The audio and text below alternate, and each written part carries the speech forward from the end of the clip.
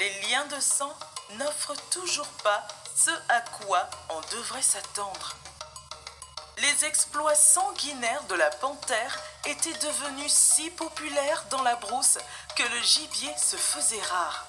Elle avait en effet mangé presque tous les animaux de la savane. Devenue si populaire dans la brousse que le gibier se faisait rare. Elle avait en effet mangé presque tous les animaux de la savane. Le portrait du félin, son allure, ses habitudes étaient identifiées, communiquées aux oiseaux, aux reptiles, aux herbivores et aux rongeurs restants. Partout où le carnivore passait, tous fuyaient devant lui.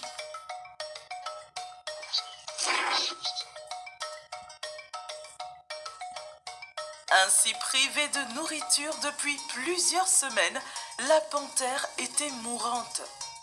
Maigre, chancelante sur ses pattes affaiblies, elle décida un jour d'aller habiter le village des hommes avec son cousin le chat. Elle l'atteignit la nuit et fut accueillie par son cousin qui veillait.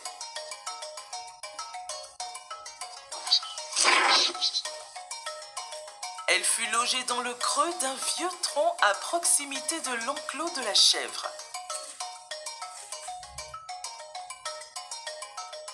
À l'aube, le chat vient saluer sa visiteuse chargée d'un plat de souris. Elle avala ce plat avec dégoût. Durant les jours qui suivirent, elle eut à se contenter de plats de la même espèce, parfois de poulet ou de morceaux de viande dérobés.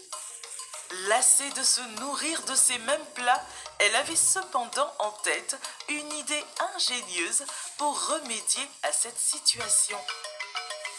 Elle demanda au chat l'attitude des animaux qui côtoyaient l'homme. Le chat lui fit alors un récapitulatif du comportement des animaux domestiques. Le chien se lèche-botte qui était prêt à tout pour un morceau de viande. Animaux domestiques. Le chien se lèche-botte qui était prêt à tout pour un morceau de viande.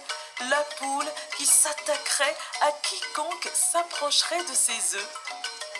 Après l'exposé de son cousin le chat, la panthère conclut que seule la chèvre était la plus inoffensive.